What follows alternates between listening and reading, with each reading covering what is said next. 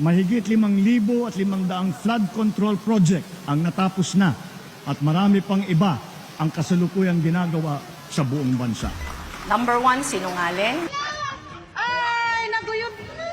Ay, sa Albay, inanod ng baha ang mga bahay na ito sa barangay Bonbon sa Libon. Ang pinakamahalaga ay ang buong bansa ay matibay at laging handa sa nakakapinsalang mga sakuna. Pangalawa, in the difficult moments, hindi siya nagpapakita. Sa sobrang taas ng tubig, halos bubong na lang ang makikita sa ilang bahay.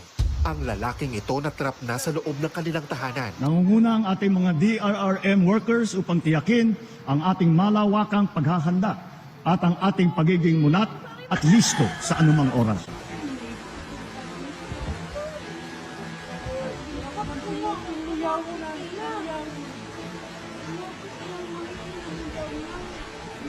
Bilang